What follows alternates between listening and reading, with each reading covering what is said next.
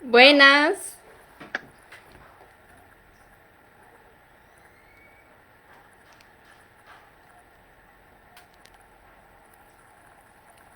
Ya se ve. Buenas. Hola, hola. Hola, Hola. hola. Hola. Bueno, tal vez podemos dar un par de minutitos para que se una gente. Bueno, un par de momentos, no sé cómo quieren hacer.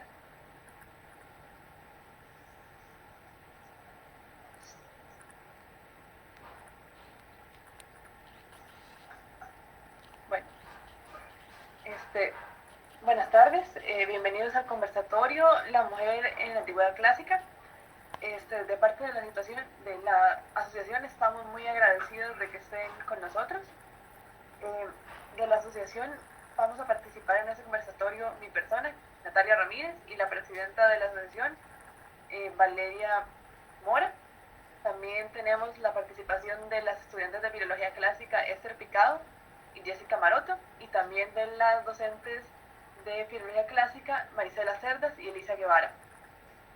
Como primer tema, se va a tratar el tema de la vida pública y privada de la mujer en Grecia. Antes de comenzar con el tema, gracias Natalia, yo quisiera, de parte del Departamento de Filología Clásica y de Elisa y mío, a título personal, agradecer la invitación a este conversatorio que nos parece un tema muy importante, de mucha relevancia en la actualidad, y para nosotros es un honor que hayan contado con nuestra presencia. Gracias a ustedes por aceptar la invitación. Estas iniciativas son fundamentales, especialmente para tratar un tema tan relevante en la actualidad. Vean que la historia social de la mujer realmente es un tema que se está trabajando, tiene muy poco de ser trabajado, ¿verdad? Finales del siglo pasado. Entonces, vean que es un tema que da para muchísimo, digamos. En este conversatorio vamos a hablar de muchos temas y van a ver que van a quedar muchos temas por fuera, porque no va a dar tiempo, y más que lo vamos a hacer como dinámico. Entonces, y eso yo hablando un poco sobre las fuentes. En realidad, si vamos a hablar sobre las fuentes de las mujeres en la antigüedad, hay que tomar en consideración que muchas de las fuentes tienen, obviamente, la subjetividad del autor, especialmente porque se trata de, tenemos la poesía griega, en un primer momento, ¿verdad? Con la épica de Homero y después con los líricos. Y también tenemos otras fuentes que son, digamos, las arqueológicas. Estas, obviamente, se ha perdido muchísimo, pero nos pueden dar una idea de cómo vivían las mujeres en la antigüedad. Hablando de la primera fuente, que sería la épica, hay que considerar que Homero es el más antiguo de los poetas que conservamos. Habría tratado temas que su referente histórico sería la cultura micénica. Entonces son las mujeres en ese contexto, ¿verdad? No vamos a confundirlas con lo que sería ya después en época clásica. Y ahí tenemos muchísimas mujeres, ¿verdad? En la Ilíada y la Odisea. Bueno, como una de las principales fuentes es Homero, con la Ilíada y la Odisea, que menciona la propia Lisa, pertinentemente elegimos a Penélope y a Helena para contraponerlas, pues son las mayores representantes de la arte femenina en lo que es la épica. Penélope representa el ideal de la mujer casada, la mujer que es fiel y que respeta a su esposo, su oico, su hogar, mientras Helena es representada como una mujer que causa los males, pues en parte la causante de la batalla de la guerra de Troya. Y no solo esto, sino que el arete de Helena es la belleza, pero esta belleza es la que le ha traído problemas a lo largo de su vida. Entonces, Penélope es la esposa de Odiseo y se queda en Ítaca mientras él debe ir a luchar a Troya con los demás reyes de Grecia.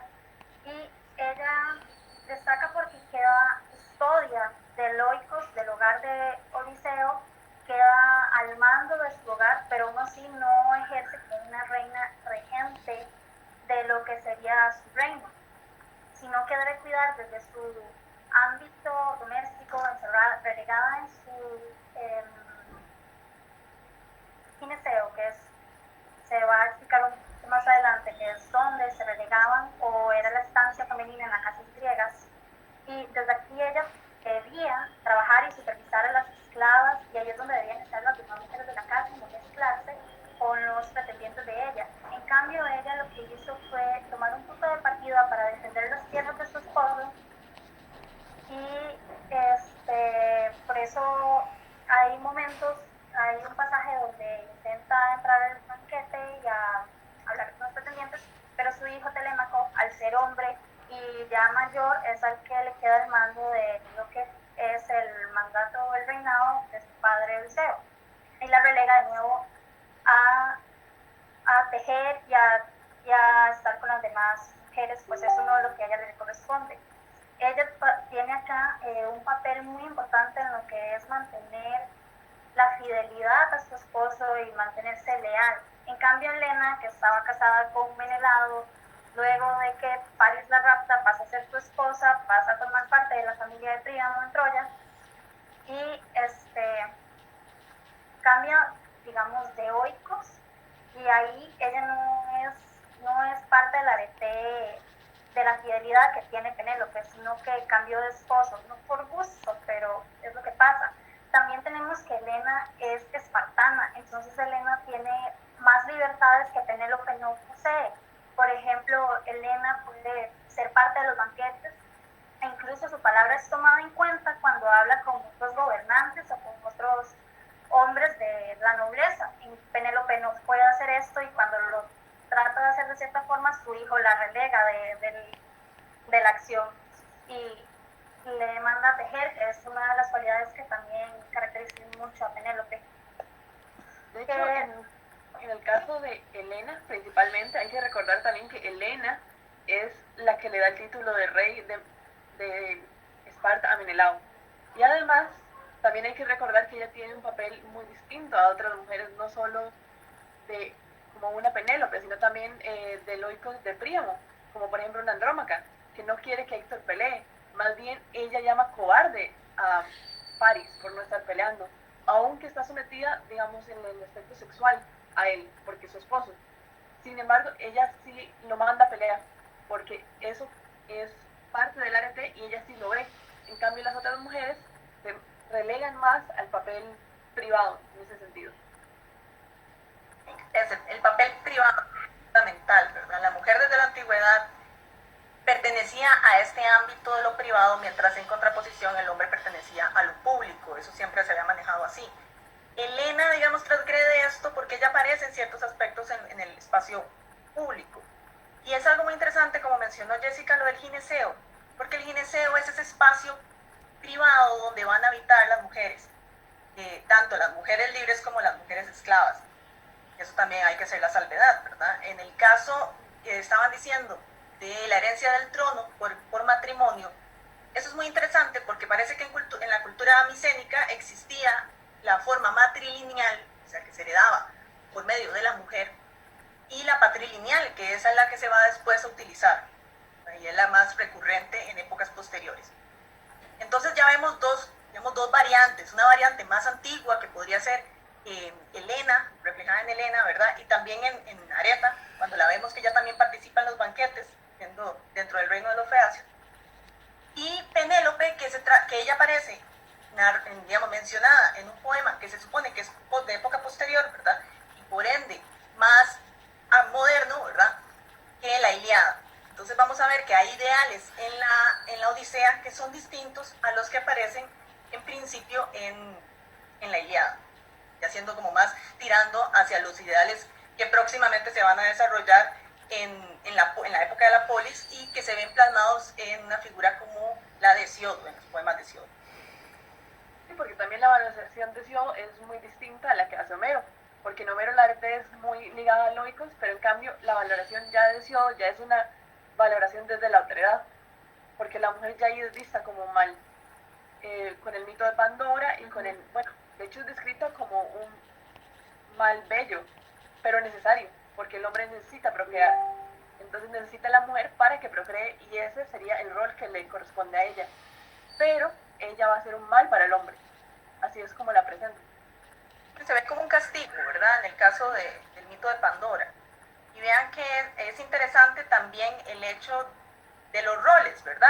Ahora que estaban mencionado Loicos, que es el hogar, la mujer tiene ese rol, no solo la esposa tiene el rol de procrear y además de cuidar el hogar, de administrar el hogar, de ahí viene el término economía, ¿verdad? Porque administra el Loicos. Entonces, disculpe. no, sigue. Aunque recordé que de hecho Cielo en los trabajos y los días menciona que el día 12 de cada mes los hombres deben cortar la lana de las ovejas y la lana era parte fundamental de la economía de ellos. Y que la mujer debe estar dispuesta a ir trabajando la lana que su esposo va llegando al hogar para generar dinero, para generar ingresos.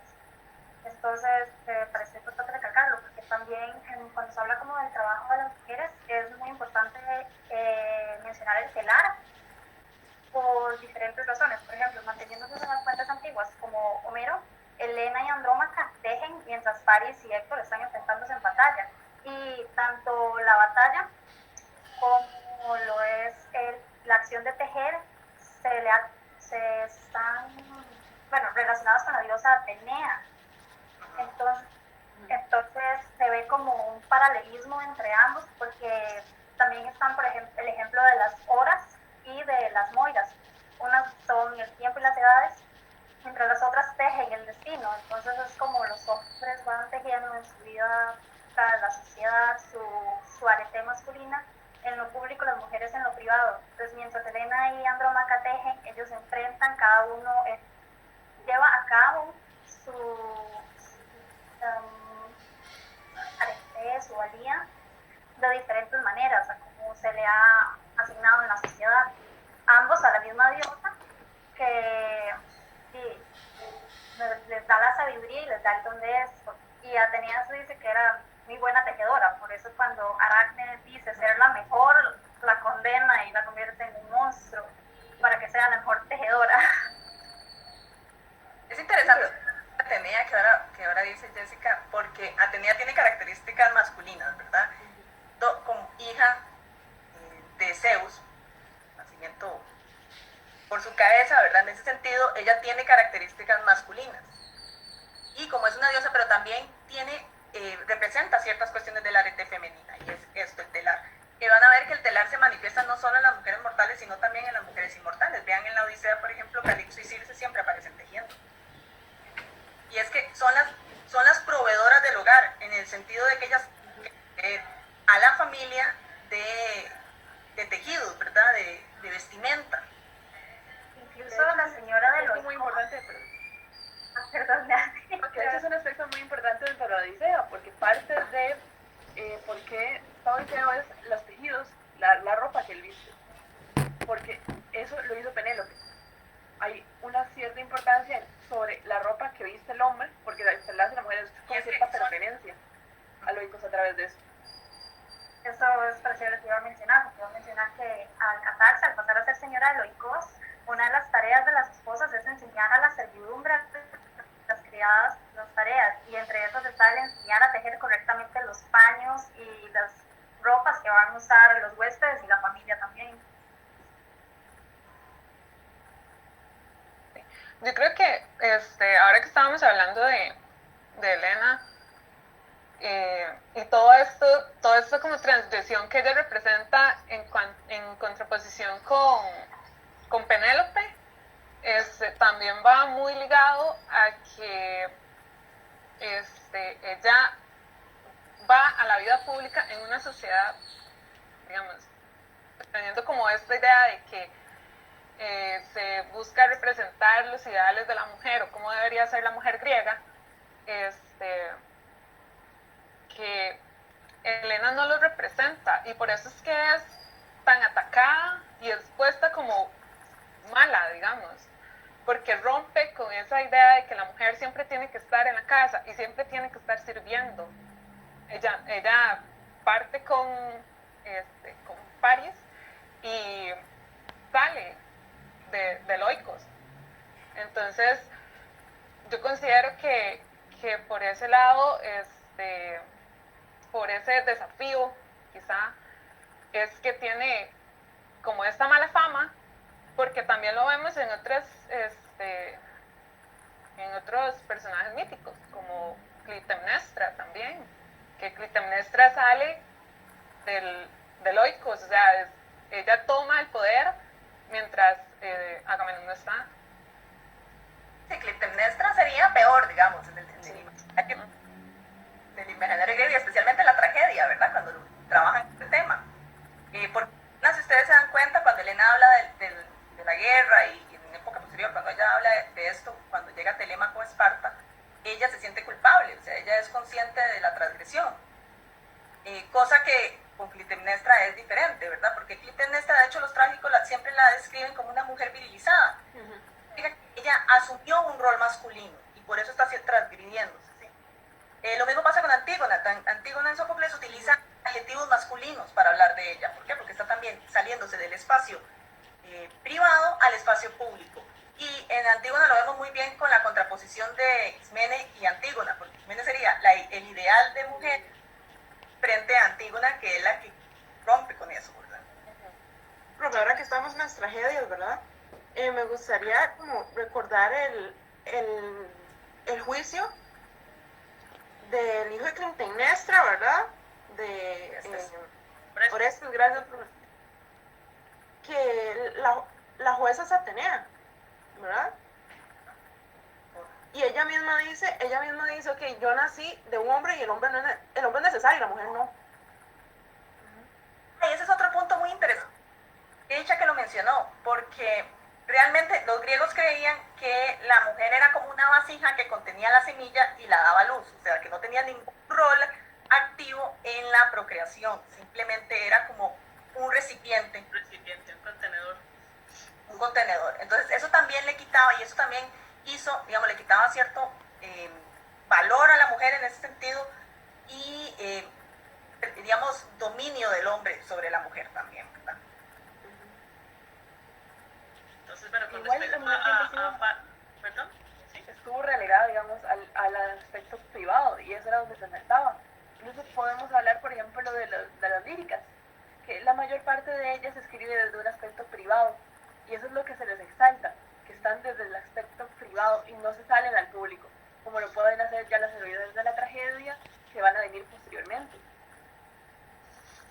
Que mencionar a las líricas, porque, claro, con la lírica esa dio un margen para que las mujeres se pudieran expresar. ¿Por qué? Porque en la lírica, la monodia, por ejemplo, podían hacer poemas que fuesen dedicados a su círculo social, y esto lo vemos muy claramente. No vamos a ver, hay algunas excepciones, ¿verdad?, que van a estar haciendo poemas o obras propias de la lírica coral, y eso es muy extraño, porque la lírica coral se representa en espacios públicos. Entonces, un ejemplo de esto es Corina. Y Corina es muy interesante porque Corina, además de que escribía para ámbitos privados, escribía lírica coral y compitió contra Píndaro y le ganó varias veces. Entonces, ella es muy interesante por esto, porque también transgrede esta situación.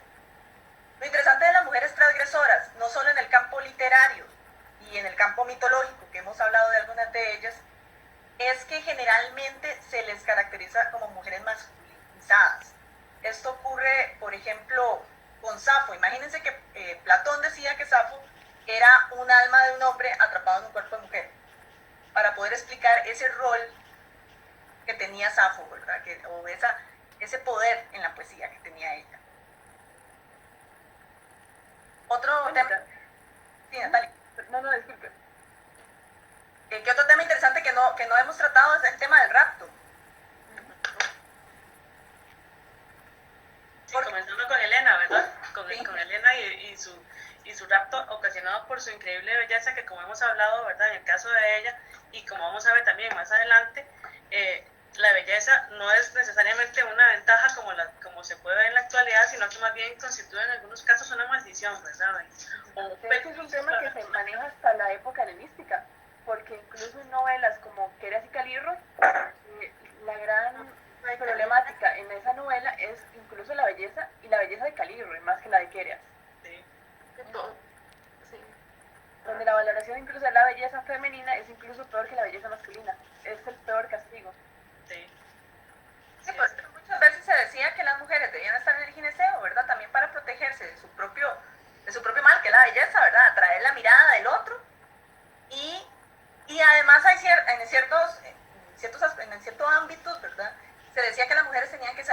veladas, que se taparan. Y eso nos recuerda a muchas culturas en la actualidad, ¿verdad? Por el mismo hecho de que va a traer la mirada masculina, y una mirada masculina a la cual ella no pertenece. Porque claro, acuérdense que en Grecia las mujeres pertenecían a un tutor, ¿verdad? Tenían siempre una figura masculina que velaba por ellas. Entonces, él siempre va a velar por la mujer, sea su padre, sea su esposo, ¿verdad? Bueno, también en Grecia sucede un aspecto muy interesante, que es, aunque la mujer estaba tan relegada al hombre, en un aspecto que se podría considerar público, que es la religión, que en ese tiempo era muy público, sí las mujeres tenían participación. Porque vemos, por ejemplo, una pitia, una vacante, había muchas sacerdotisas que ellas por sí solas sí tenían algún punto de voz, o algunas más que otras, o participación, que En los es ritos. algo que es como extraordinario, digamos, que solo pasa como en ciertas mujeres, o por ejemplo como en las etairas, que incluso resultan ser mujeres extranjeras, ni siquiera eran ciudadanas. Sí, no, también en los ritos funerarios, porque son las mujeres las que se encargan de preparar los cuerpos y hacer todas las exequias para, bueno, prepararlos, sí. Y también está interesante esto en los ritos funerarios, de que la mujer es mostrada como más emocional. Ella tiene que, o en lo que nos llega en las fuentes, tiene que gritar y tiene que jalarse el pelo y tiene que llorar mucho, mientras que los hombres están más reservados, ¿verdad? A las mujeres se les permite mostrar emoción, que es una debilidad, ¿verdad? Y eso, pero eso es en época ya arcaica, ¿verdad? Porque recordemos que en la obra de Homero, aparece muchas veces manifestando dolor y los hombres lloran, ¿verdad? Eso es algo que pues, va a cambiar en el imaginario griego. Y algo interesante es, ahora que estaban mencionando las playideras, que es una profesión, las contrataban, o sea, no era que eran parte de la familia, es que eran contratadas para llorar en los funerales. Y se rasgaban las cachetes, se jalaban el pelo, ¿verdad? Y ellas después, en la época, solo fueron vetadas y se prohibió su participación. Entonces solo se permitía a la familia para poder que manifestara su dolor. ¿Esto por qué? Porque según Solón, eso daba, digamos, discriminación, porque había ciertas familias que podían pagar muchas playideras y otras no. Entonces, para hacer una isonomía, ¿verdad? Para poder equiparar, entonces prohibió eso, prohibió, por ejemplo, el lujo en las mujeres. Entonces no podían salir digamos, con cadenas, y aretes y con cualquier tipo de joya, porque eso manifestaba lujo. Y generalmente lo que hacían los hombres en Grecia era manifestar su lujo a través de sus mujeres. Y esto lo vamos a ver reflejado en Helena, por ejemplo, ya desde época anterior. Pero en época arcaica también se hacía, ¿verdad? Mientras más lujo tenga la mujer, va a representar, digamos, el poder adquisitivo del esposo. Y esto lo vetó Solón, ¿verdad? Para tratar de equiparar esa diferencia económica que podía haber. Pero también eso es muy interesante en el sentido de que la mujer tenía cierta importancia para demostrar como alguna característica sobre su esposo o sus hijos. Siempre hay que recordar que la mujer, dependiendo de la condición que tuviera con su esposo, delegaba una condición diferente a sus hijos. Aunque fueran todos hijos del mismo varón, si era hijo de la concubina, si era hijo de la esposa legítima, había diferentes consideraciones para con los hijos. Dicha que mencionó eso, porque eso ocurre, por ejemplo, con la reforma de Pericles ya en época clásica, alrededor ahí del 450, si no me equivoco, que él hace una reforma que solo las mujeres atenienses pueden tener hijos que sean ciudadanos atenienses. Entonces, claro, esto lo que hace es restringir a los hombres atenienses de casarse con mujeres atenienses y no poder desposar a mujeres de otra región. Porque en muchos casos era relegada la primera esposa o la palabra, voy a decir principal, pero no es la palabra correcta, Cristo se no fue, porque se casaban tal vez con concubinas o etairas que eran con mayor adquisición económica, entonces su hijo tal vez podía tener más dinero que ya el hijo que tenía con la primera esposa. Esto podía ir relegando a la primera y iba quitando como los beneficios que tenía dentro de lo de ser la señora, sino que iba quedando relegada al gineceo como si fuera una siguiente más, nada más velando por los demás mientras la otra gozaba todos los beneficios que se le estaba dando por tener mejor posición, tal vez. Igual Eso es un tema que más o menos se menciona en Medea.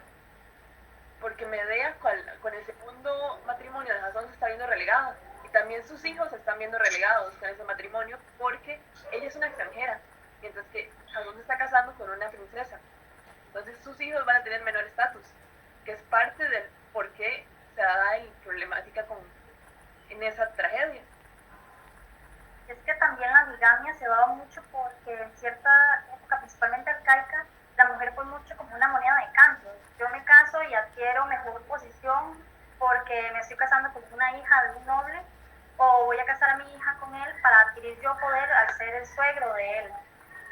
O como ella tenía dinero, mientras más dote diera, todo eso, la mujer fue mucho como para subir de nivel económico. Yo creo que eso fue un poco más arcaico que en periodo clásico. Y sí recuerdo que por eso se dio mucho la bigamia entre los hombres, y eso fue uno de los motivos por los que también se buscó prohibir. Para que La bigamia, qué dicha que mencionaron la bigamia. Ay, Jessica. Porque, claro, hay muchos personajes que se conoce que tuvieron dos esposas al mismo tiempo. No era como que se divorciaban de la primera y se casaban, sino más bien que tenían dos esposas al mismo tiempo. Ejemplo de eso es Sócrates, ¿verdad? Sócrates tenía dos esposas. Y eso no ocurría en otras regiones. Hay que hacer la salvedad, ¿verdad? Que cuando estamos hablando, hay muchas regiones de Grecia de las cuales no tenemos tantos testimonios como tenemos de Atenas, porque claro, conservamos mucha literatura de Atenas, pero no de otras regiones. Entonces ya hablamos de Lesbos, en Lesbos es diferente, ¿verdad? Tenemos que tener claro eso. En el caso de Atenas era una sociedad muchísimo más misógina que otras sociedades, como por ejemplo Esparta. De hecho, incluso la misma Lesbos y Esparta tenían una característica similar, que es ambos educaban a sus mujeres. Porque Lesbos tal vez sí lo hacía más de un aspecto intelectual, pero en Esparta, como su interés de vida era la guerra, las mujeres tenían que tener un entrenamiento, al menos físico, porque se creía que una buena mujer, una mujer que estuviera en forma, iba a tener buenos guerreros, que ese era el fin de un espartano, ser un guerrero. Que mientras que, en lo contrario, una ateniense se iba a casar muchísimo antes, como a los 12 años, porque no tenía que recibir esta educación, ella solo tenía que recibir la educación para ser una esposa, y eso se podía dar antes, porque ella podía aprender a tejer y a cocinar ya desde muy niña. Y sí era primordial para las mujeres tener hijos, pero tampoco eran participantes activas en la crianza de los bebés. Los tenían y ya luego el trabajo se le relegaba a una nodriza que era la encargada de ver al bebé, porque se veía mal que las madres compartieran mucho tiempo con los hijos. Incluso hay comparaciones de que esto podía ser como el pobre Festos, que salió atrofiadito, digamos, por culpa de Hera. Entonces se culpa que como solo tuvo madre, salió mal. En cambio Atenea, que solo tuvo padre, salió bien. Digamos, es la diosa fuerte que tiene ambivalencia masculina y femenina, mientras Hefestos es visto como un dios que en realidad, por ejemplo, Afrodita, que tuvo que casarse con él, no lo quería porque decía que era feo y todo, a pesar de que el pobre intentara regalarle el mundo entero, intentaba darle regalos, pero aún así no se ganaba el amor porque Afrodita no lo logró conocer eso, por ejemplo. Entonces estaba mucho como la comparación de que Jesús, que solo tuvo madre, no fue el mejor producto a engendrar. Entonces las mujeres no debían de estar siempre con los niños, sino que podían estar con ellos hasta cierta edad, mientras eran niños, pero no eran las encargadas ni de educarlos, ni de pasar el día con ellos. Con las niñas me parece que sí era un poco diferente, porque desde que eran muy pequeñas en Atenas se les enseñaba cómo ser buenas esposas a futuro. Entonces tenían que la madre y las nodrizas, tampoco era solo la madre, educarlas para esto, con nosotros mucho menos, ¿verdad? A ellos ya a cierta edad ya no era tan común que fueran a jugar con la mamá, sino que las familias pudientes les pagaban un pedagogo y que el niño se educara en artes y filosofía y en estos temas. Bueno, que eso es muy importante. El niño se educaba, la mujer se educaba para ser esposa. La única excepción a esto se daba en las hetairas, justamente, porque ellas sí participaban de los banquetes. Eran como damas de compañía, digámoslo así, que esas eran mujeres educadas que estaban en los banquetes para dar también placer intelectual muy distinto a las ciudadanas atenienses. Y hay que destacar que estas mujeres eran en su mayoría extranjeras, entonces no podían participar de la política ni podían tener hijos ciudadanos en Atenas, que de hecho eso fue un problema de Pericles. Sí, de Pericles estaba casada con Aspasia. O sea, que sí, con Aspasia, que no era ateniense, ¿verdad? También. Y Aspasia era conocida de Tera, ¿verdad? Y de hecho, se supone, bueno, o sea, las malas lenguas dicen que ella era la que le escribía los discursos a Pericles, ¿verdad? Pero eso no lo sabemos a ciencia cierta. Sí, pero sí sabemos que era una mujer muy, muy educada y muy admirada por su educación y por su sabiduría también, ¿verdad? Bueno, y también eso fue uno de sus críticas, porque también se había transgredido su rol de mujer en lo privado. Se había pasado al rol público, que es de los discursos, del de la asamblea. Y es que las heteras son muy interesantes porque ellas, bueno, son prostitutas, pero son prostitutas, digamos, educadas, que han sido preparadas intelectualmente para ser damas de compañía. ¿Y esto qué quiere decir? Que puedan tener una discusión intelectual con un hombre. Entonces tendrían que tener ciertos conocimientos, ¿verdad? De filosofía, de literatura, de matemáticas, de muchos conocimientos amplios, hasta de política, ¿verdad? Para que pudieran compartir en los banquetes y poder tener una discusión intelectual de igual a igual, cosa que no ocurría, por supuesto, con las esposas, ¿verdad? Y eso hay que hacer la salvedad que existían otros tipos de prostitutas, ¿verdad? No solo habían heteras, estaban también las porné. Pero las heteras eran las que tenían más influencia en ese sentido porque tenían educación. La educación es un margen, ¿verdad? De quiebre. Sí, no, las heteras sí eran las que tenían mayor posibilidad de educación y ya en los jardines epicúreos también, que se podían incluir mujeres, no solo las heteras, que podían participar en la filosofía.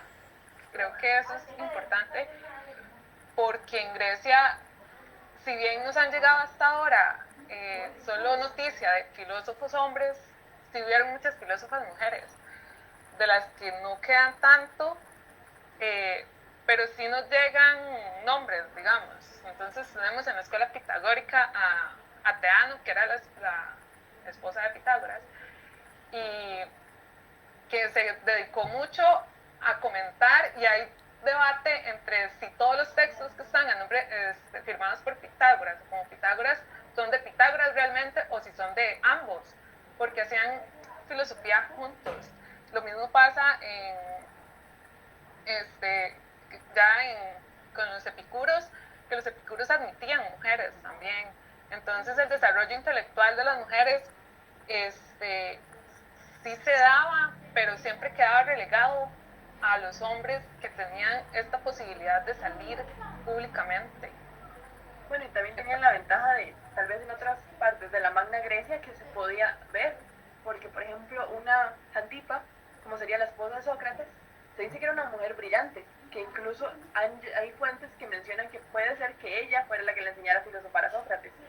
Sin embargo, la valoración que se da de ella es total y completamente negativa, incluso del mismo Sócrates. Así, Sócrates decía que era un sufrimiento, un tormento haberse casado con esa mujer, ¿verdad? Porque bueno, estamos hablando de un hombre que pertenece a Atenas, ¿verdad? Entonces también hay que hacer la salvedad. Claro, en la Grecia había y especialmente en el campo de lo que es los pitagóricos y los epicúreos, como muy bien mencionaba usted, tenemos muchos ejemplos, y de hecho son mujeres, en muchos casos, que escribían para las propias mujeres que seguían estas filosofías. Y había muchos textos, y se tienen algunos fragmentos, que ya, digamos, ciertas doctrinas de comportamiento dentro del dogma, digamos, de los pitagóricos, y cómo debía comportarse una mujer en esta corriente de pensamiento, si quería seguir la vida de los pitagóricos. No, y digamos, Aricnote, que es una pitagórica, escribió mucho sobre religión, textos religiosos, y escribió sobre educación también. Hay noticia de Tintis, que es igual pitagórica, que hablaba sobre que las mujeres y los hombres deberían ser educados en filosofía por igual, en búsqueda de una equidad, al menos intelectual. Y Platón en la República admite la posibilidad de que las mujeres también sean educadas, ¿verdad? En filosofía. Cosa que ya Aristóteles rechaza y dice que no se puede, pero Platón lo deja ahí como una posibilidad. Más, Platón incluso llega a mencionar que una mujer capaz es mejor incluso porque puede tener hijos capaces con un hombre capaz. Entonces que más bien incluso tienen más valor en ese sentido, como procreadoras tienen hasta más valor por esa capacidad intelectual que tienen.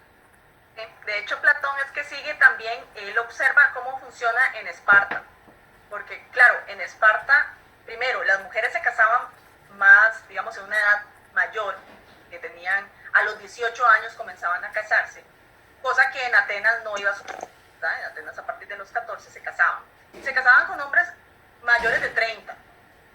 Entonces, claro, observando cómo funcionaba en Esparta, se daban cuenta que las mujeres a los 18 tenían, digamos, el cuerpo mejor preparado para tener hijos y por tanto la tasa de mortalidad de las madres era más baja en Esparta que en Atenas. Entonces, claro, se dieron cuenta, bueno, si eso en el cuerpo, si ellas hacen ejercicio, ¿verdad? Y hacen se educan en la gimnasia igual que los hombres para crear guerreros, también intelectualmente podría pasar lo mismo. Y por eso es que en la República, idealmente, él propone que las que están en la esfera de los guardianes puedan ser educadas de la misma manera que los hombres, ¿verdad? Pero eso no es un mundo ideal, ¿verdad? Una utopía, porque en la vida real vemos que no funcionaba así. Sí, de hecho eso es algo que se pierde mucho también en época helenística, porque incluso mujeres que tenían poder de alguna manera, por ejemplo una Olimpia, como sería la madre de Alejandro, se ve relegada. Y no se conoce casi nada de Olimpia, se conoce de Alejandro, se conoce de Filipo, pero no se sabe también el papel que ella desempeñó. Incluso se dice que mucho del papel de Alejandro, de su crianza y eso influye su madre, el temperamento tan fuerte que tenía. Contraposición, por ejemplo, con un Filipo que también tenía ese carácter. Sí, lo que sabemos de Olimpia son prejuicios, ¿verdad? En relación con... Primero porque ella no es extranjera, ¿verdad? Tiene todo un bagaje ahí atrás y además también se decía que Filipo le tenía un poco de miedo porque ella tenía como una relación con los dioses, ¿verdad? Se llenaba como de serpientes, entonces ahí hay como mucho estereotipo que vamos a ver también con otro tipo de mujeres, ¿verdad? Que son las mujeres extranjeras, como Cleopatra, ¿verdad? Que después se va a generar este tipo de cuestiones. O sea, también se decía que Olimpia había envenenado a ciertas personas de la familia de Filipo para poder hacer que Alejandro quedara como heredero, pero a ciencia cierta no se sabe. Y de Alejandro se ve exactamente lo mismo que hablábamos como de la relegación de la mujer, de los hijos de la mujer según su posición con el esposo. Porque cuando Filipo se vuelve a casar, pero se casa con una Macedonia, es donde incluso se da el exilio de Alejandro. Porque Alejandro pierde tiene la posibilidad de perder el ser el primogénito. Y eso es algo que él no quiere aceptar. Y eso hace que haya un encontronazo que sea exiliado por eso. Y además, por justamente no aceptar él que puede perder el ser el primogénito. A pesar de que él ya era casi un hombre y su padre no tenía ni siquiera un hijo en ese momento con la siguiente esposa. Nada más había la posibilidad de que se engendrara. Y por la búsqueda primogénito, búsqueda de tener un hijo que fuera macedonio por los dos, ¿verdad? Por los dos padres. Eso obviamente lo vamos a ver en Atenas, ¿verdad? También. Pero es algo que Alejandro mismo cambia un poco, pues él incluso promueve matrimonios entre mujeres de extranjeras y sus generales, que es algo muy interesante. Ahí hay un punto de quiebre, ¿verdad? Ahí ya entramos al helenismo. La época helenística es completamente diferente a la anterior. En la época helenística hay una mezcla, se busca que sea cosmopolita, ¿verdad? Hay una mezcla de tradiciones, de culturas, y eso se ve claramente reflejado en Alejandría. Y vean que ahí ya vamos a ver que se casan, bueno, en Alejandría, pues los griegos que tienen ahí, los ptolomeos, empiezan a asumir las tradiciones egipcias y se empiezan a casar con sus hermanos. A una vale recordar dos mujeres fundamentales de la dinastía ptolomaica, que es Cleopatra, por supuesto, ¿verdad? La última, Cleopatra VII, y Arsínoe II, que es la casada con Ptolomeo II, Filadelfo, que de hecho ella es muy interesante porque realmente se decía que ella era la que manejaba el reino, ella era la que movía todo, cosa que después va a pasar con Cleopatra, épocas después, ¿verdad? Ya en el siglo I antes de Cristo. Pero sí, hay que hacer la salvedad, ¿verdad? Que son épocas diferentes y que evidentemente esto se va a plasmar en la situación de la mujer, ¿verdad? La situación de la mujer en época helenística y en diferentes regiones. En Egipto, por ejemplo, en Egipto las mujeres egipcias no dependían directamente de un tutor masculino, y las griegas sí, a pesar de que vivían en la misma región. Y obviamente esto va a cambiar dependiendo de la región donde estemos, ¿verdad? Si pasamos a Etruria, por ejemplo, en Etruria ya vamos a ver que las mujeres son en las fuentes griegas, ¿verdad? Y desde una óptica totalmente prejuiciada, pero decían que las mujeres griegas tenían más libertad, que eran más libertinas, ¿verdad? ¿Por qué? Porque participaban de los banquetes, cosa que en Grecia no era habitual, que una mujer se comiera junto con los hombres de su familia o invitados y que tomara vino por los griegos, pero era usual en los Eso es algo muy interesante porque ese aspecto de la mujer participando dentro del banquete es algo que se pasa a Roma, pero aún así la mujer romana sigue estando relegada al marido, incluso más que tal vez una mujer etrusca.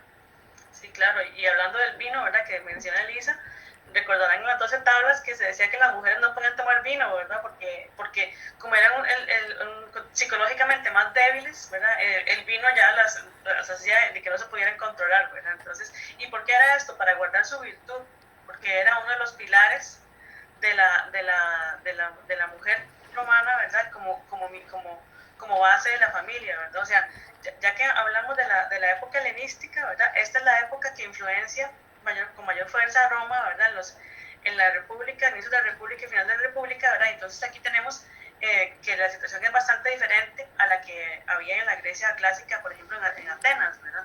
La mujer sí tiene mucho más tal vez autonomía, ¿verdad? Puede tener bienes, puede tener propiedades, puede tener dinero, puede comerciar, puede heredar, exactamente, pero siempre se ve a la mujer, igual que vimos en Grecia, como el pilar en el que se funda la familia, que a la vez es la base de la sociedad, ¿verdad? O sea, es un discurso ultraconservador que tenemos en Roma, ¿verdad?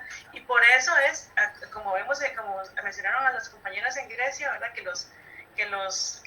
la educación de los hijos no estaba en manos de la mamá, porque no era lo adecuado. En Roma, las mujeres eran las encargadas de pasar el mos maiorum a sus hijos, ¿verdad? Entonces, por eso es que se busca que la esposa sea una mujer intachable, una matrona clásica, virtuosa, ¿verdad? Ojalá uniguira, o sea, que nada más ha tenido un hombre, ¿verdad? Que es el esposo, obviamente, ¿verdad? Y que sepa cómo comportarse siempre y cómo según este mos maiorum, que era también para los ciudadanos masculinos y para las mujeres con virtudes específicas para ellas también. Con respecto a este tema, ¿verdad? De la mujer como la base del hogar, ¿verdad? De la domus. Hay que recordar que en Roma habían dos fuegos, ¿verdad? Primordiales. El fuego de la ciudad y el fuego del hogar. El fuego de la ciudad era mantenido por mujeres. Por las vestales, ¿verdad? Eran mujeres que eran elegidas entre las familias más importantes de Roma siendo niñas y dedicaban su vida al culto a la diosa Vesta, ¿verdad? Y tenían ciertas libertades. Podían heredar, no tenían tutor, tenían, por ejemplo, en el circo tenían un lugar donde sentarse para ellas, inclusive podían decidir si alguien vivía o alguien moría. Sin embargo, ¿qué precio pagar por esta libertad si había una sospecha de que si alguna rompió la regla de la castidad? La muerte, y una de las peores muertes que existen. pienso yo, que es morir enterrada. O sea, se les dejaba como pan y agua para 1 o 2 días y después de ahí, que Júpiter se apiade de su alma. Esto es algo muy interesante también, porque incluso como ellas eran tan libres, incluso se llega a decir desde ciertas fuentes que si ellas cuando terminaban su sacerdocio, digámoslo así, ellas y se casaban, el matrimonio lo sufrían, más que eso. Pero la mayoría no se casaba, la mayoría preferían seguir siendo vestales.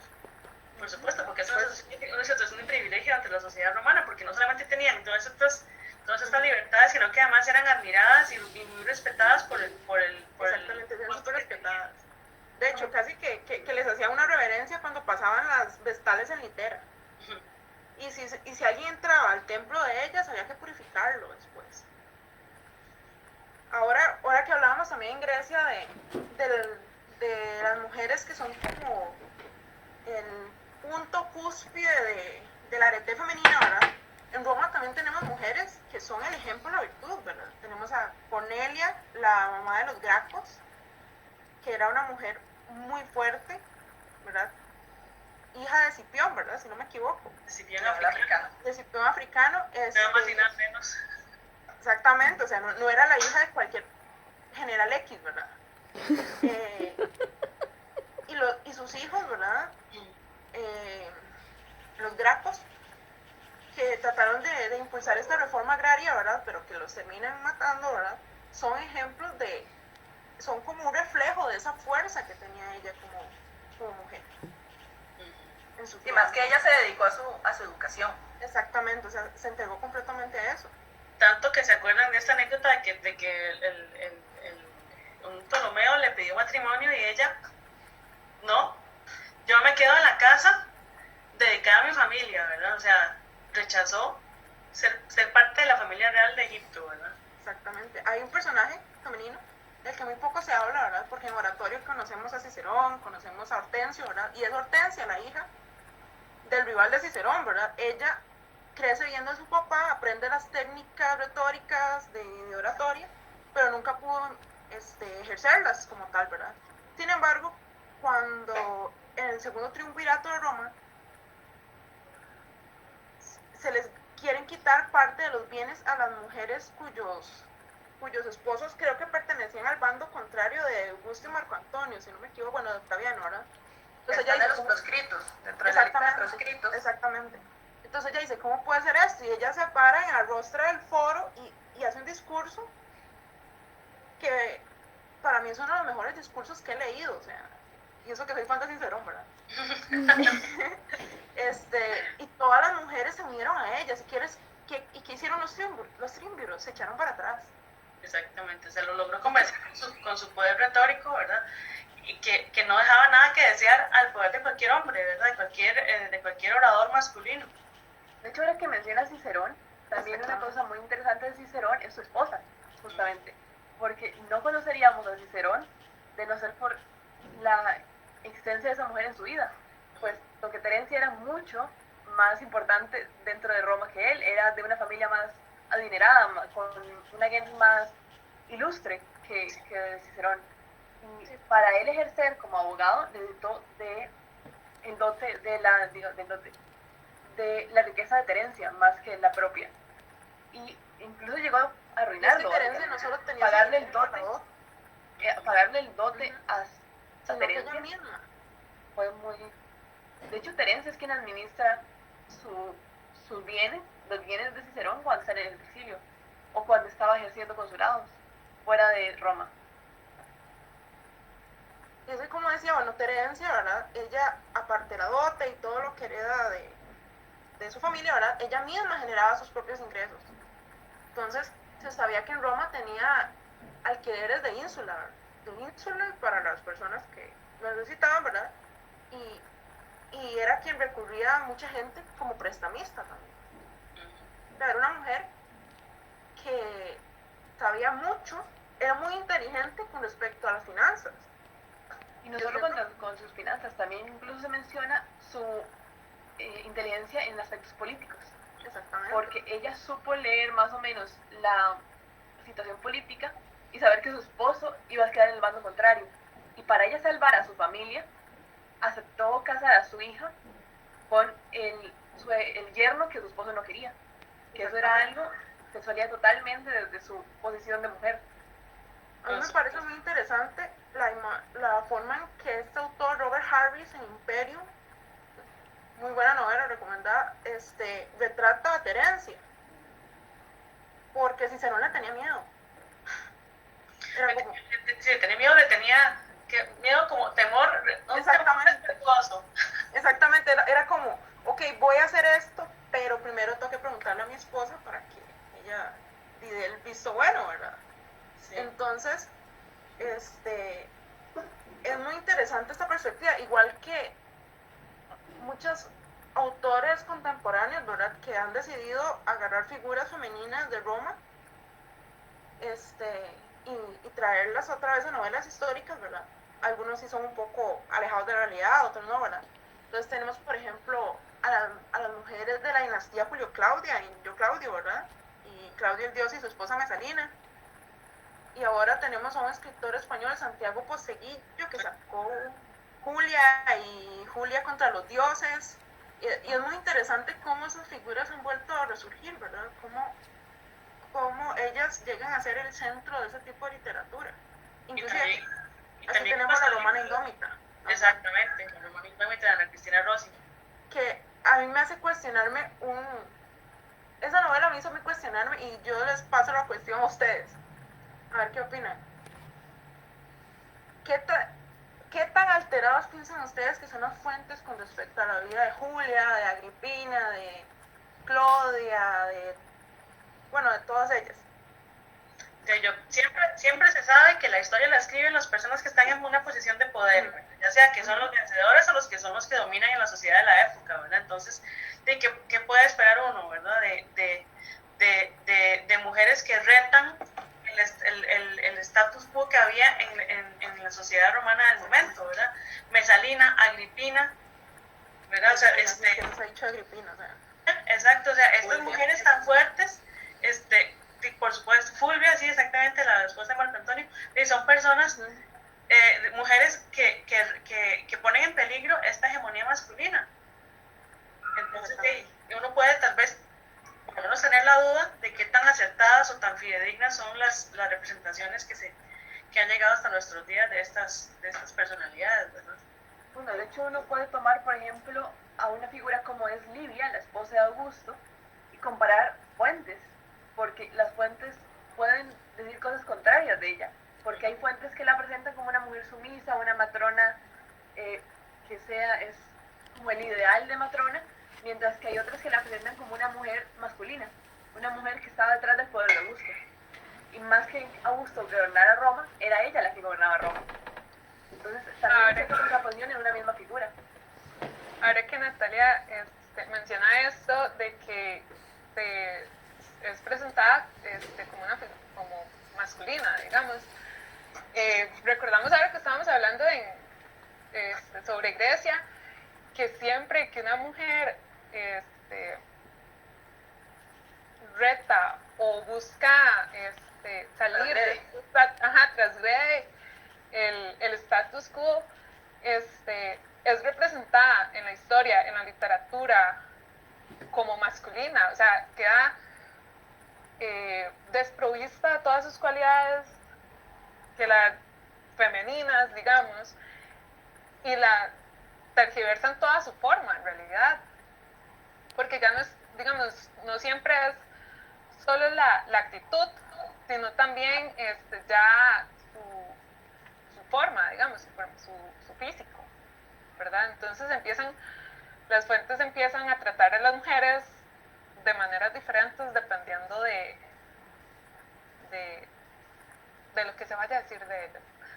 Sí, y es que a mí me parece que también esta caracterización de una mujer como muy femenina es una forma de encasillarla y de tratar de que se quede en el papel que se espera, ¿verdad?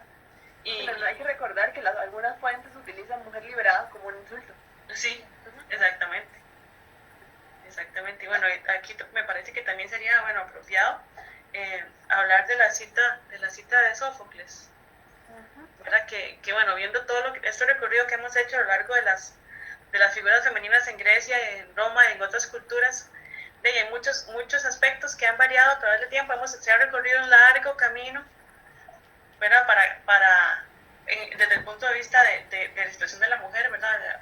Ha pasado de Grecia, a mí me parece que una gran mejoría, desde el punto de vista actual, por supuesto, de las mujeres en Roma, ¿verdad? Porque tenían, como hablamos, esta libertad y esta capacidad también de actuar en esferas públicas, ¿verdad? Ellas podían ir al teatro, podían ir al circo, podían ir a las termas, podían tener comercio, ellas eran las que gobernaban la casa.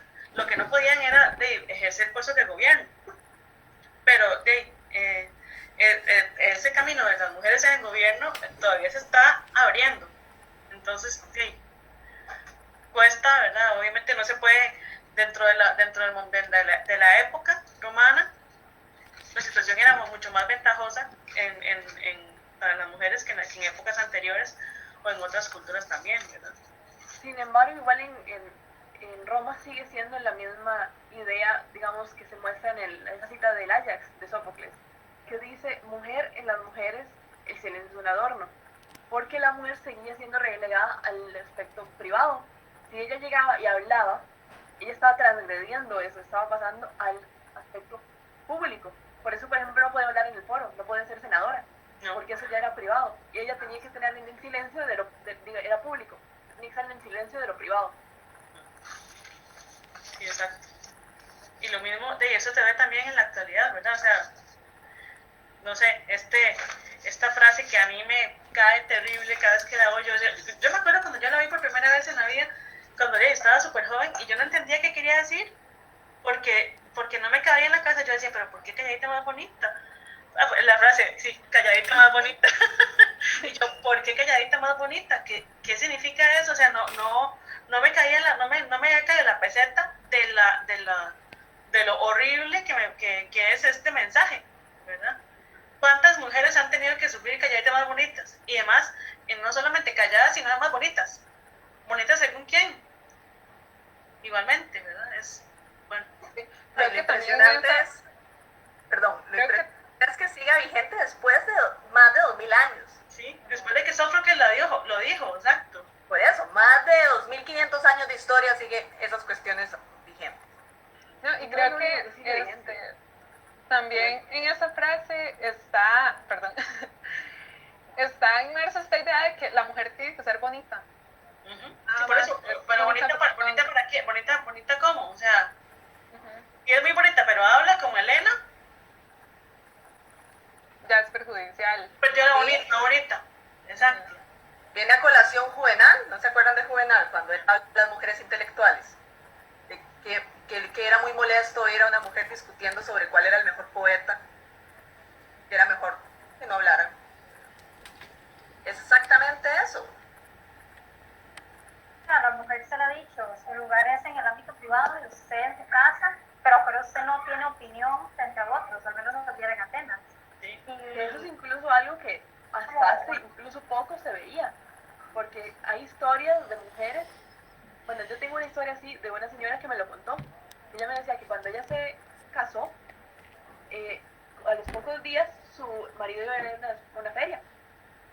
Entonces ella le iba a preguntar que dónde estaba. En la cabeza de ella era como, ¿qué pasa si le pasa algo? Yo necesito saber dónde está por aquello.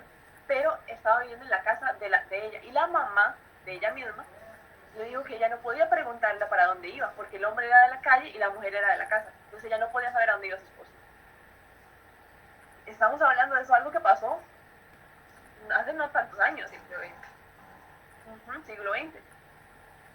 Creo que también, ahora que mencionábamos a las vestales y que muchas mujeres preferían quedarse como vestales para disfrutar de toda esta libertad, creo que es algo que se ve todavía, bueno, en nuestra época ya no tanto, pero las mujeres antes preferían ser monjas. Tenemos a una Sor Juana que decidió ser monja para poder tener acceso a la educación. Sí, claro. Sí, claro. ¿Verdad? Porque en el momento en el que la mujer se casa, deja de tener independencia. Y no solo que también deja de tener independencia, por ejemplo, vemos en Roma y vemos en Grecia lo mismo, que la mujer pasa a ser parte no de su familia, sino de la familia del esposo. Que bueno, en Roma también eso depende también del matrimonio, obviamente, que tuvieran, porque existían diversos tipos. Y también dependiendo de los ritos, por ejemplo, que hubieran. Por ejemplo, una mujer de baja categoría no necesariamente iba a tener un matrimonio propiamente dicho. Entonces, uno perdía mucho su condición como mujer casada, por eso. Pero aún así, es algo que se sigue viendo. Y que hasta hace poco se usaba mucho, porque se usaba mucho la mujer de tal.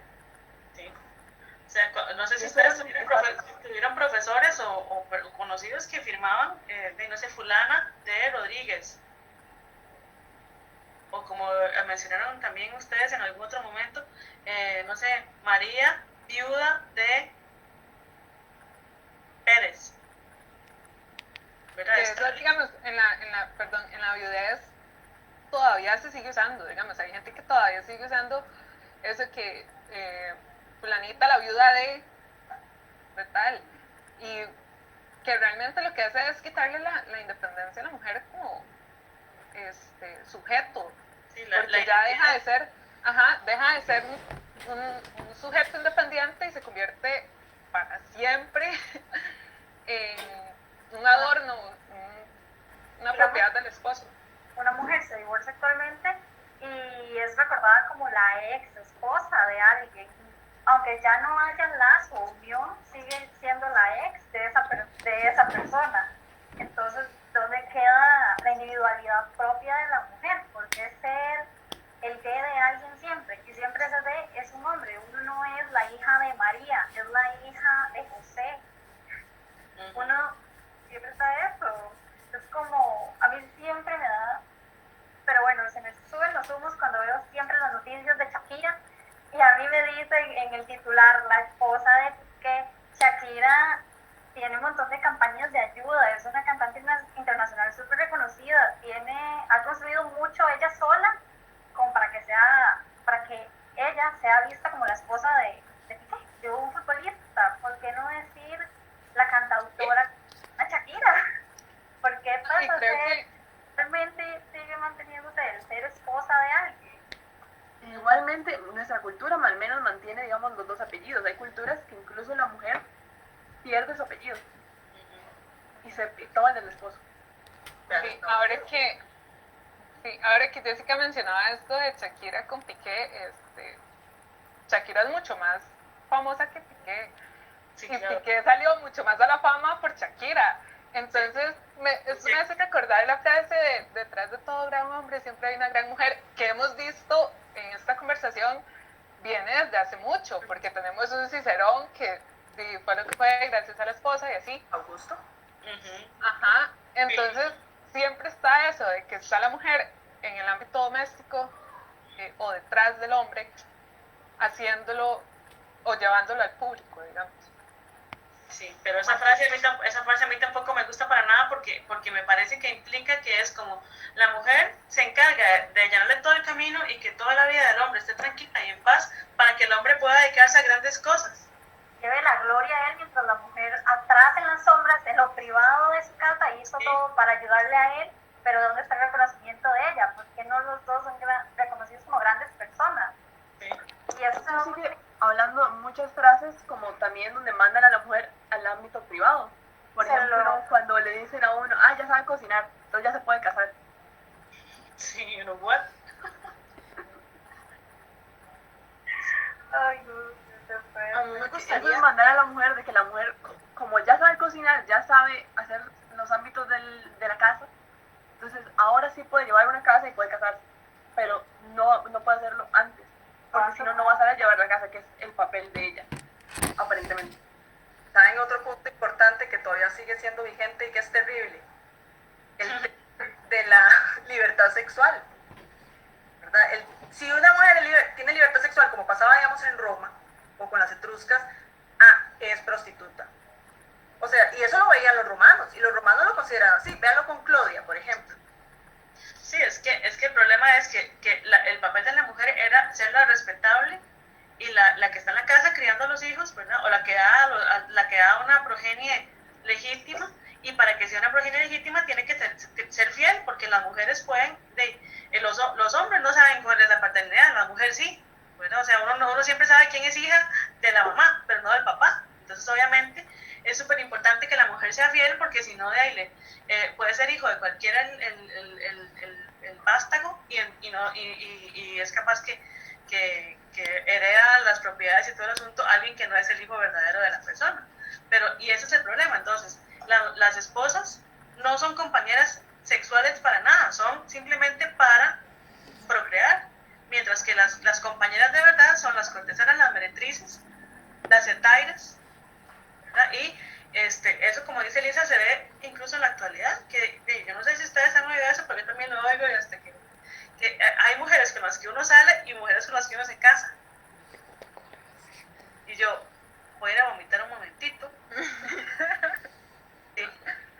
Piénselo, por ejemplo, en el caso de las leyes de Augusto, ¿verdad? Que obviamente estaban previniendo que fuesen adúlteras las mujeres. Entonces, pena de muerte para mujeres adúlteras.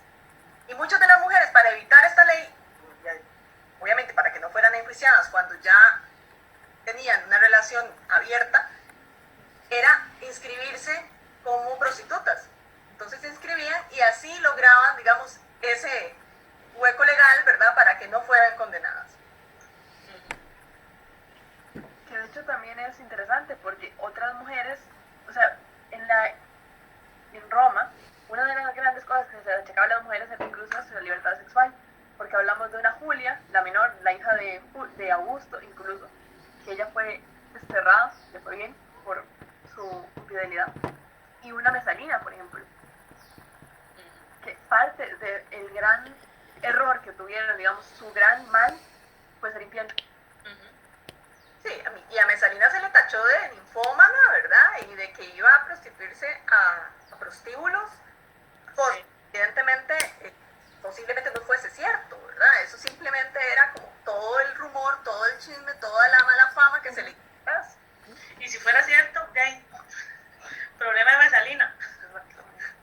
No, y con esto de Mesalina, con esto de Mesalina también vemos esta cuestión de que cuando una mujer tiene libertad sexual se vuelve la comidilla de todo mundo y exageran todo y le dan esta mala fama de la que venimos hablando desde Elena, porque cuando una mujer no sigue la norma, se le da una mala fama y queda así en la historia. Creo que con Augusto también es algo interesante porque ¿cuál es esa norma? Porque la norma romana era ser una unigüira, solo tener un esposo en toda su vida. Pero viene Augusto y lo cambia en sus leyes. Eso es al principio de la República, ¿verdad? Ya más adelante fue variando, pero sí era súper importante porque el estado ideal de la mujer era casada. Entonces, si se podían divorciar, y el divorcio también era, así con el matrimonio, era bastante fácil y no llevaba como tal estigma como mucho más adelante en la historia. En la época moderna. Exacto. Sí, en época moderna. En Roma no, entonces tal vez. Pero sí era importante que estuvieran casadas, ¿verdad? Y es que algo fundamental de Roma es que el matrimonio era un contrato social y político, bien económico. Entonces, claro, en un principio sí, la unigüira era resaltada y era una mujer virtuosa, como por ejemplo Cornelia, ¿verdad?, que nunca decidió casarse después de que había enviudado. Ya había tenido 12 hijos y solo 3 crecieron adultos, imagínense, y después la hija muere en el embarazo, los 2 hijos son asesinados y ella queda, después de la muerte de todos sus hijos, dirigiendo el círculo, ¿verdad?, de Escipión, dedicándose a la literatura, a la cuestión intelectual. Entonces, era muy admirada ella. Pero después lo que hacen es tratar de casar a las mujeres, ¿verdad?, con distintos esposos a lo largo de la vida, para que puedan hacer alianzas políticas. Entonces, claro, una mujer podía estar divorciada hasta 5 veces en la época republicana del siglo I a.C. Y esto es interesante porque no era el esposo, porque ya se casaban sin mano. Entonces era el padre el que decidía si la divorciaba o no, no era la mujer. El padre decidía si le convenía divorciarla para casarla con otra persona. Eso mismo pasó con Julia, Augusto la divorció. Pero de hecho también incluso es importante la relevancia política que tuvieron en ese momento, porque incluso incluso una de las grandes alianzas políticas que fue como entre César y Pompeyo fue gracias a una de las hijas de este que se casó con, creo que la hija de Pompeyo que se casó con César, si mal no recuerdo. Julia se casó con Pompeyo. Y de hecho una de las razones de quiebre de la amistad y la sociedad, digamos, que tuvieron ellos dos también fue la muerte de Julia durante el parto. Que también incluso tiene relevancia en la política por ese matrimonio, aunque tal vez más indirectamente y no se conoce necesariamente el papel que tuvo, ahí estuvo. No es algo que se usual. Y además otra cosa interesante también es que a diferencia del matrimonio con los de Grecia, la diferencia de edad, bueno, eso no se ve en Pompeyo y Julia, pero digamos la diferencia de edad, en los romanos puede ser que no sea tanta como en los griegos, o sea, porque los hombres se podían casar a partir de los 16 años y las mujeres a partir de los 12, aunque los arreglos matrimoniales se hacían desde los 15, ¿verdad? O antes. Y entonces eso es interesante porque se casan muy jóvenes los hombres, cosa que en Grecia no ocurría. Entonces podían tener un montón de mujeres, un montón de esposas a lo largo de su vida. Que lo vemos en Julio César, ¿verdad? Que tuvo muchas esposas. Sí. Hay otra cosa interesante, es que la infertilidad se le achacaba a las mujeres. Eso desde el antiguo Grecia también. Sí, y no creían los griegos que la mujer era un recipiente de la semilla del hombre y entonces se le achaca la infertilidad a las mujeres, ¿verdad? De hecho, en Grecia, una de las pocas formas de, digamos, la forma más sencilla de repudiar era que la mujer parece estéril. Porque el hombre la podía repudiar inmediatamente por eso. Sí. Sí, por eso se divorció de una de sus esposas porque era estéril. Parece ser que el estéril era él, porque no tuvo tantos hijos, a pesar de que se casó muchas veces, pero esto nunca se va a saber, ¿verdad? Sí. Vean cómo, yo entiendo que estas cosas ocurrieran hace 2000 años, 2500 años, pero yo no entiendo cómo en este momento, después de tanto tiempo, sigan ocurriendo. Bueno, sí, porque por ejemplo la mujer sigue teniendo mucho valor según su cosa madre, su virtud de madre. De hecho, incluso es interesante porque la palabra matrimonio viene de ahí, de condición de madre. No viene como de hecho, en la actualidad, aunque dicha que lo mencionó Natalia, porque esto es algo que a mí me perturba. En la actualidad, por ejemplo, si ustedes se quieren casar por la iglesia, tienen que demostrar que ustedes están decididos a tener hijos en matrimonio, ¿verdad? Porque si ustedes dicen que no van a tener el matrimonio, no se pueden casar, porque el matrimonio, la finalidad es tener hijos. Sí.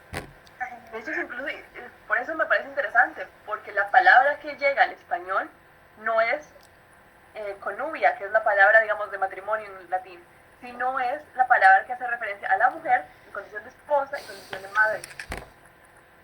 Mientras que, por ejemplo, la palabra sobre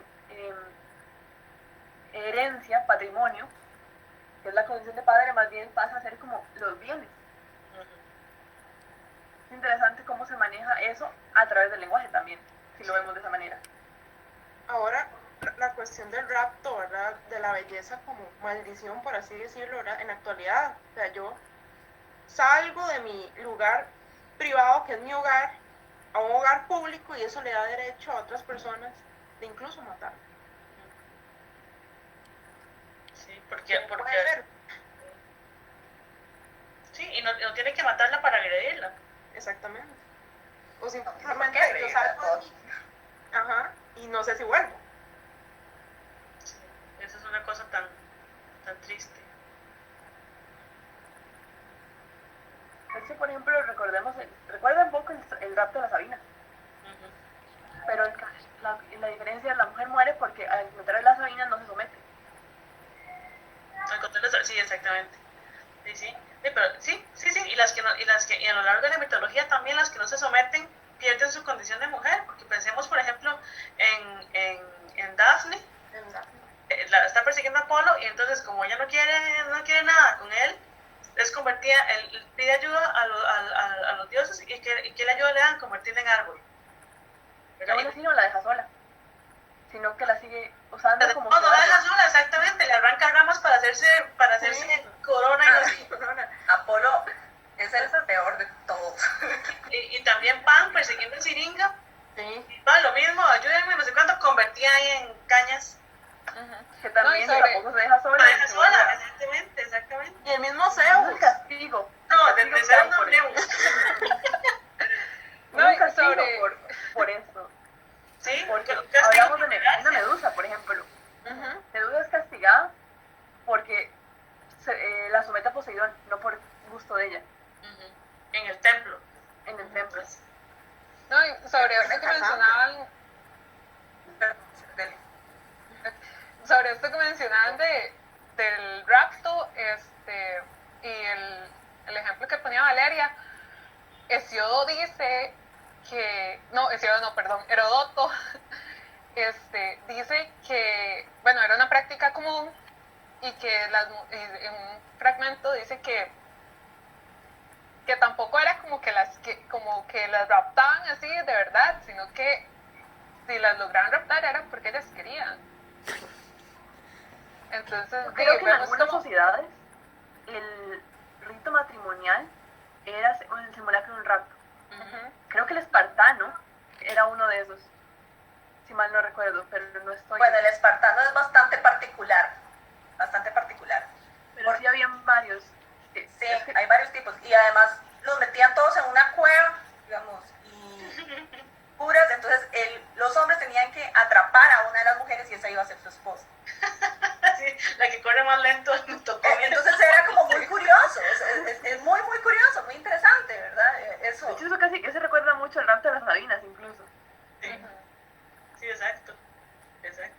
Y bueno, y también, bueno, hablando de rituales de matrimonio, ¿verdad? En Roma que existía esta forma de matrimonio que era la coemptio, que es un simulacro de venta. O sea, no rapto, pero también un simulacro de venta. O sea, es como esa, no sé si ustedes la han oído, es una canción terrible, muy vieja, que se llama Te compro tu novia. Todas estas canciones de plancha tienen un mensaje. Sí, no es de plancha, es como tropical. Pero, o sea, sí. Como, Bueno, no, en aspecto de contraventa hay que recordar la dote, Ujú. que incluso para ciertos padres eso hacía que la mujer no fuera valiosa como hija, porque pagar una dote era muy caro. Entonces su manutención iba a ser muy caro para no recibir algo a cambio, sino más bien al contrario, para perder. no, y el tema de la Y dote también, nos lleva a otra cosa. y Perdón. también que vemos a la mujer como un botín. Ujú. Cambio. Empezando con la Ilíada de Aquiles y su... Briseida. Exactamente. Porque se ve como una pertenencia, ¿verdad? Es una pertenencia ya sea del padre, ya sea del esposo, o, y bueno, y si son esclavas, pues del dueño. Pero esto de la dote nos lleva a otro tema que también es terrible, digamos. En la antigüedad la mujer es minoría. Prácticamente es, digamos, 3 hombres por una mujer. Entonces también había mucha demanda de esposos, cuando y más en Atenas que querían el tema de casarse con una mujer ateniense. Pero era por la dote, porque claro, tener hijas salía muy caro. Uno tenía que dar una dote para conseguir un buen matrimonio, conseguir un buen cónyuge. Entonces, los padres preferían exponer a las niñas, solo criar una, si acaso, ¿verdad? Y quedarse con los hombres. Entonces, claro, la población femenina bajaba considerablemente.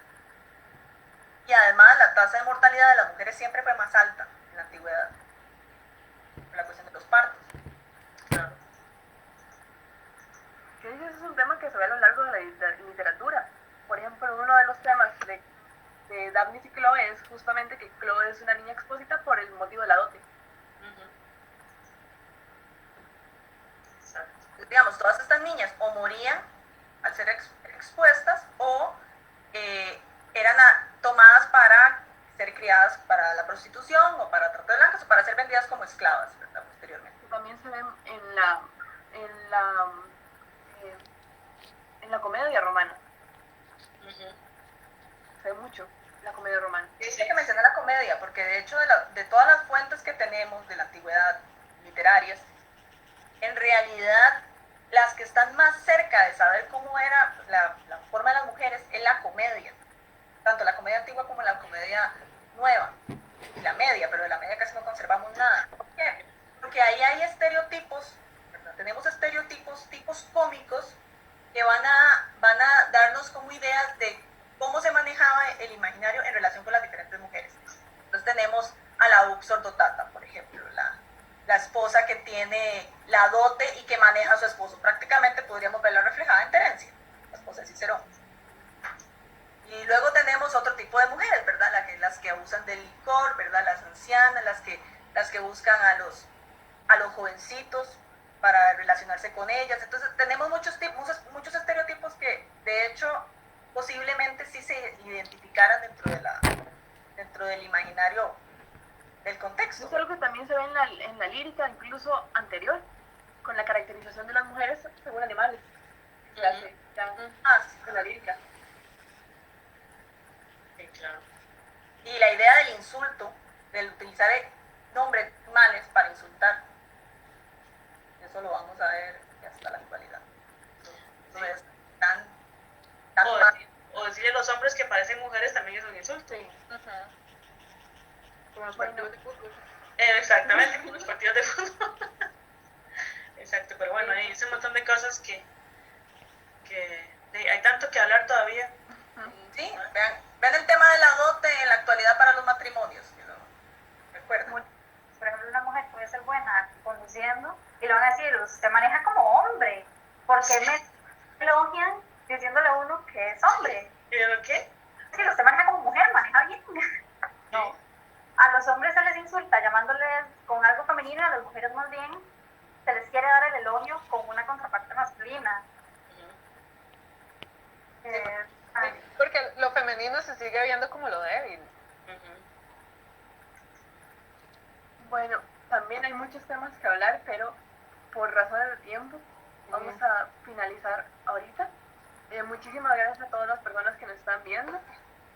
De parte de la sesión, les agradecemos realmente por apoyar esta iniciativa, que tal vez nosotros ya vamos de salida, pero al menos esperamos que sea algo que se pueda seguir haciendo, que sea algo que ayude también a la facultad y se enriquezca también los conocimientos que se aprenden en ella, porque se pueden hablar de muchos temas como este que tal vez no se trata tanto, pero sí son de un interés y también tienen su importancia dentro de la historia.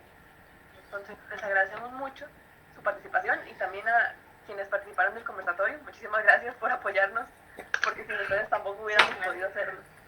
Desde la presidencia quiero agradecer a Jess, a Steph, profes, muchas gracias en serio por seguir esta locura que se nos ocurrió así de última hora, y también a todas las personas que nos han hecho llegar su interés de alguna otra forma. Esperamos que si no somos nosotras, en las próximas administraciones de la asociación se puedan seguir haciendo este tipo de actividades. También quiero agradecer la invitación, y primero, la invitación a Alisa y a mí, y la organización en general de la Asociación de Estudiantes, porque, como ustedes mismas dijeron, es una actividad muy valiosa, de mucha relevancia, ¿verdad? Es un tema que despierta el interés de los estudiantes de filología y que además se puede conectar, ¿verdad? Puede ayudar también a entender la situación actual, ¿verdad? Entonces, en serio, felicitaciones por esta organización, gracias por habernos invitado, ¿verdad? Encantadas de participar, y como dice Natalia, espero que se sigan organizando, ¿verdad? más en el futuro. Bueno, yo le quiero agradecer a las chicas de la asociación por la invitación, por la actividad. La verdad es enriquecedora y es bonito compartir un rato con los profesores, con las profesoras, sin estar en el aula como en diferentes posiciones, sino hablando como iguales y compartiendo conocimientos, porque hay un montón de cosas que yo también no sabía, he ido aprendiendo o las he entendido mejor. Entonces gracias también a los profes. Gracias a ustedes, porque de verdad es súper bonito compartir con ustedes, como dice Jessica, ¿verdad? En otro plano, ¿verdad, Elisa? Sí, por supuesto. De hecho, la iniciativa me pareció genial. La próxima vez podemos ver qué más hacer, que hay quién más meter, ¿verdad? Sí, de temas diferentes, de que hay También mucho. incluir a la gente. Yo vi ahí por ahí, estaba viendo los comentarios, y de hecho nos preguntaron por las amazonas. No mencionamos a las amazonas. No, pero ya no Hay tenemos tiempo, muchísimo, lastimosamente. muchísimo en el tema. O sea, Se que pueden quede para hablar otro, más. ¿verdad? Que quede para otro tema. Mujeres en la mitología. Mujeres en la mitología. Entonces sí, muchísimas gracias por la iniciativa, de verdad. Yo siento que esto va a enriquecer no solo a nosotros como docentes, a ustedes como estudiantes, a todo el público en general, porque veo que mucha gente se conectó, ¿verdad? Llegaron hasta 8 personas conectadas. Entonces, gente, sé que lo difundieron súper bien, Bueno, muchísimas gracias. Nos vemos en otra ocasión. Hasta luego.